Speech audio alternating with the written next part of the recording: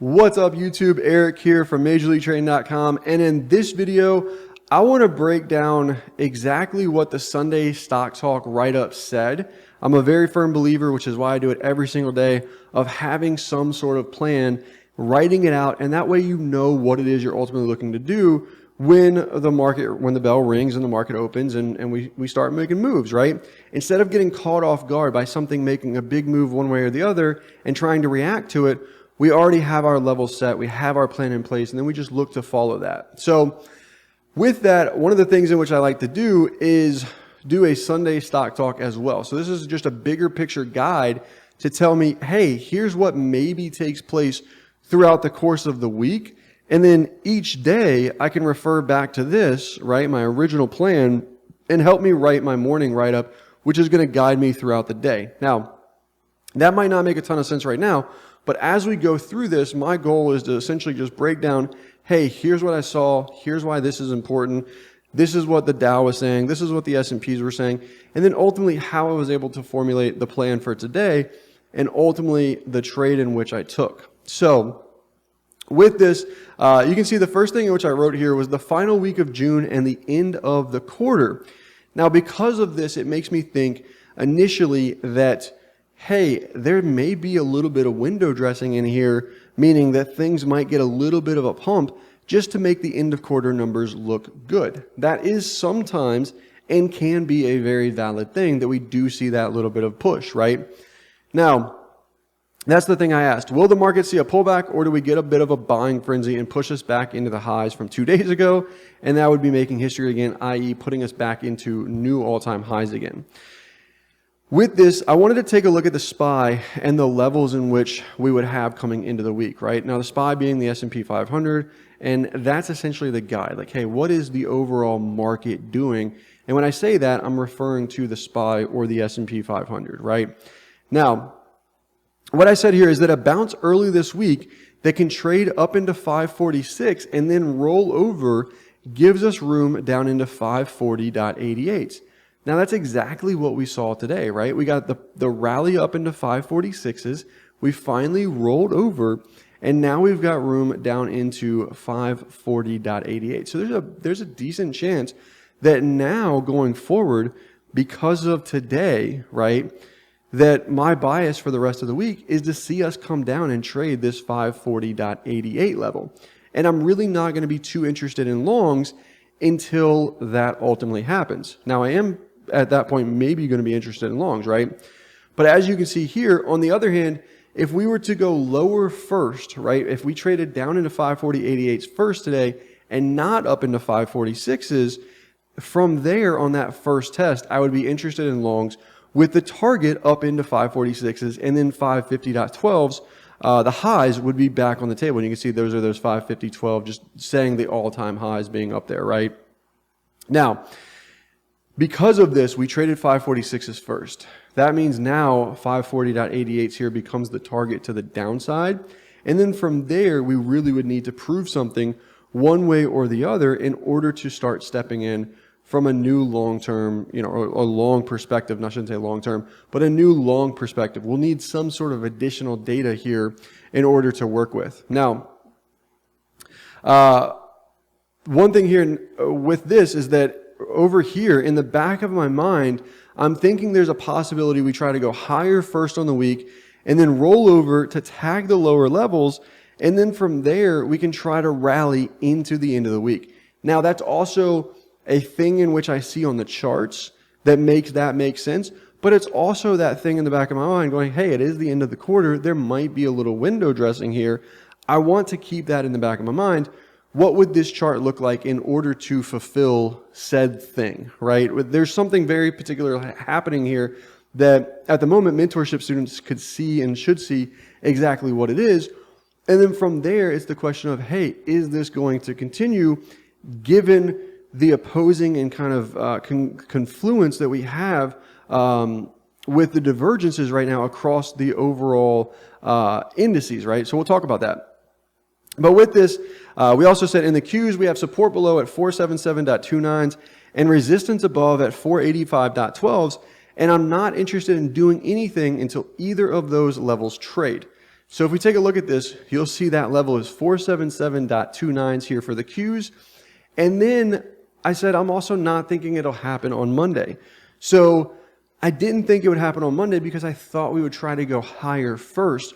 But something about the action in pre-market, which was talked about in the morning write-up where I list out the overall percentage changes and stuff, we saw what would be a weak NASDAQ, right? A weak QQQ, and actually a strong DIA, which leads me into the trade in which I took today, which came from the DIA here, right? Which was a daily 1, 2, 3 pattern you can see down here in the bottom right. And that daily 1, 2, 3 is like, hey, this is a potential for a bullish move. Now, with that, right, I talked about this over in here, we've got a completely different picture in the DIA, right? In the S&Ps and the NASDAQ, we're kind of thinking we maybe go higher and then a little bit lower. NASDAQ just skipped the higher part and started off making the move lower today, right? So I'm thinking that, hey, the Dow has the potential to rally. We've got this 394.27 level above. That'll make for a good little area we can get up into. If we get through that, then we've got some room to work with. But I want to see a rally up into there, right? So the way in which I traded this ultimately today was I combined the two strategies in which I have, which is going to be levels and then divergence. So what you'll notice right in through here, my entry ends up being, I got fills at 658 and 659s right here on this little pullback of this bar. And the thing in which I saw taking place there, in addition, we had this 678 level here, 719 was the pre-market overnight highs, and then that 39,827 here was the ultimate target for this initial move, right? To go from level to level, that would be where we should ultimately, make that first push into. So with this one, the thing in which I saw, and I'll bring over the divergence here, right? The thing in which I saw, so these are the futures here, could be the SPY, QQQ, IWM, DIA, doesn't really make a difference here.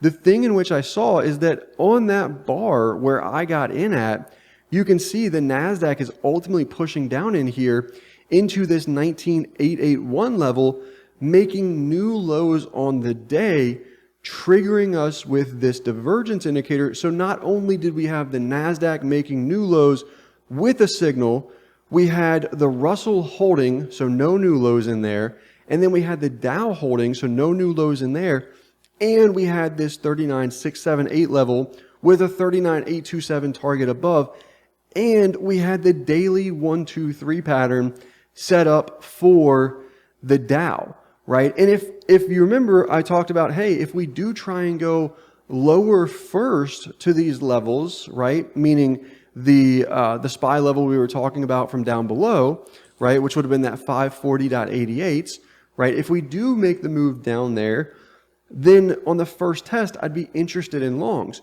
Well, that same level of what 540.88 is for the SPY is the same as this 19,881 for the NASDAQ, right? Which is the same, if we come over here to the Qs, as this 477.29 level.